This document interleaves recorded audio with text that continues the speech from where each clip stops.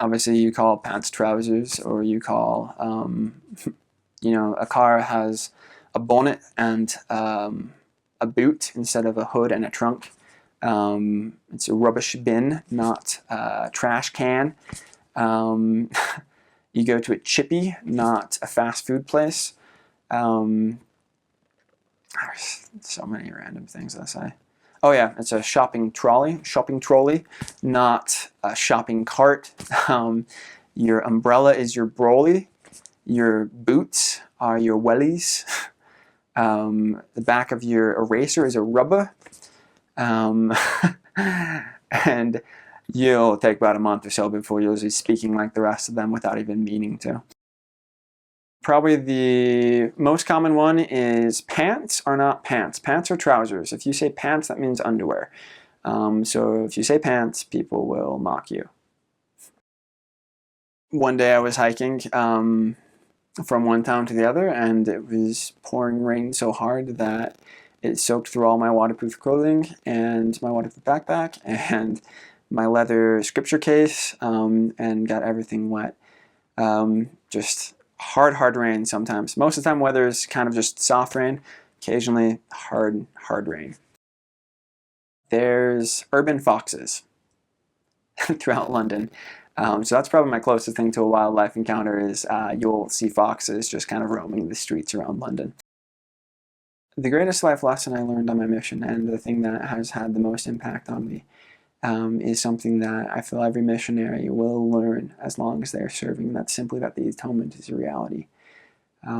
God's power is real, and it will enter your life as you ask for it and as you serve Him. You will see it change people's lives. You will see people go from depths of despair and depravity and addiction and habit, and become people that I saw many different times. In one case, there was an individual who suffered head trauma and was struggling to think and suffered with alcoholism and smoking. And I met him about a month after he started meeting with the missionaries. It was right after he got baptized. A month or so after that, he helped me to do the new member discussions for someone we had just baptized. And he became an incredible missionary. I saw him speak in church. He became the gospel principles instructor. His life was changed by the gospel of Jesus Christ entering it. God's power is real, and you will use it on many occasions, and you will see it change your life too. I grew to respect the fact that much of what I was doing I couldn't do on my own, and it's things that the amount of energy or stamina or ability to think or reason or things that I had on my mission that I haven't been able to have as I've been pursuing my own life since. God will empower you to make you more than you are. He will make you who you need to be for the people that you are teaching. I had 3 months of my mission where nothing stuck. And what I mean by that is we would go out and we would find and we would teach and we would testify on the streets. And we would pick up investigators and we build a teaching pool. And 2 weeks later, all of them would be gone. Would either drop us or just disappear or would stop answering our calls.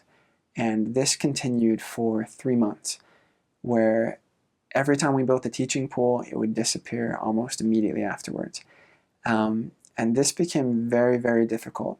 It was one of the hardest things to do after I had a bunch of investigators, and all of them would disappear within the course of 2 days.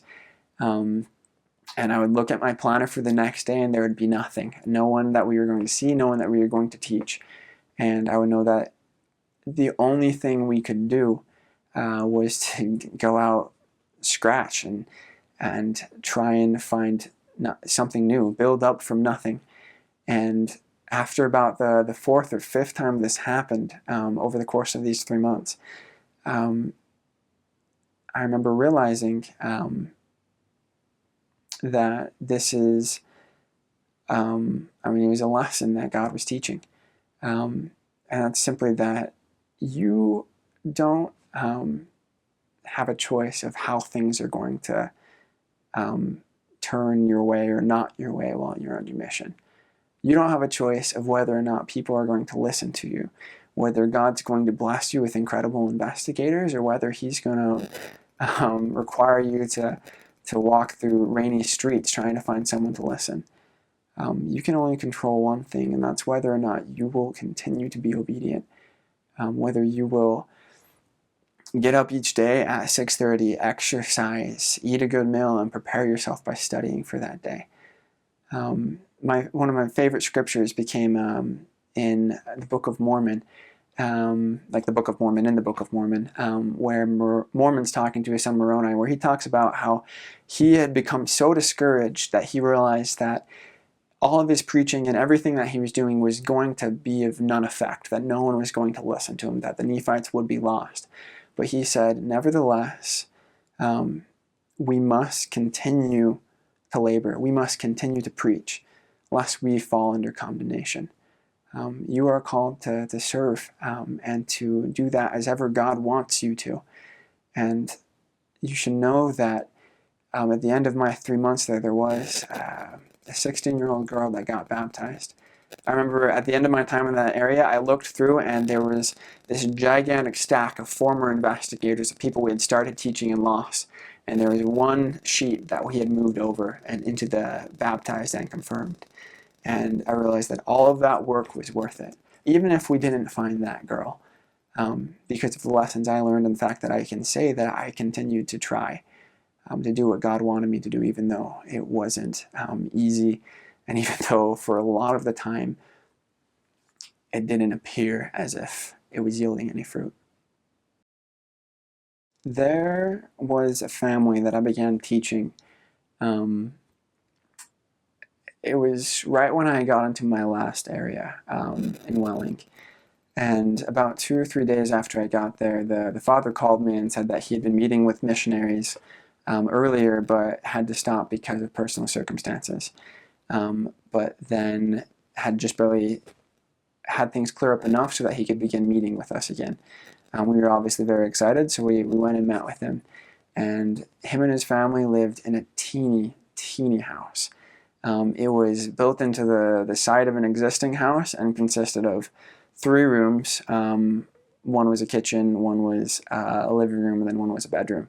And so we would meet in this little bedroom that was probably like, I don't know, maybe 6 feet wide by like 8 feet. And we would sit and we would talk with them. Over the course of teaching them, we learned that the circumstance he faced before it was that his worker's visa had been denied as part of some kind of legal reform that was going on. And so at no fault of his own, he was now not allowed to work and did not have the money to travel, barely had enough money to keep his 3 kids full day to day. And so him and his wife continued to just struggle day by day to make things work. And we had no idea this was going on for the first 3 months or so we were teaching him. And once we found out, we enlisted the help of the ward and everyone else around. But I'll never forget this person's faith, because this was the hardest thing that he had experienced up until this point. He had always been a prosperous and wealthy man. He was a hard worker. He was smart. But because of circumstances outside of his control, he lost everything. And I remember him telling me that never throughout any of this time did he doubt God's love for him. He struggled with knowing why he had to endure what he was enduring. They got baptized about a month or so after I left the field. But the very last day I was there, I hugged him, and his kids hugged me, and we talked before I was leaving. And they told me that before they started meeting with us, they had began sinking into despair because they had no idea what they were going to do.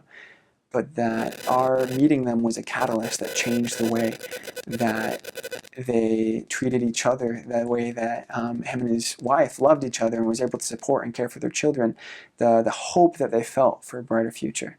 And I grew to love this family so much. And it's those kind of experiences of getting to know people and getting to know them and their struggles, and seeing how the gospel and the fellowship of a ward can change circumstances for them, that I remember about my mission, and the thing that made everything that we done worth it.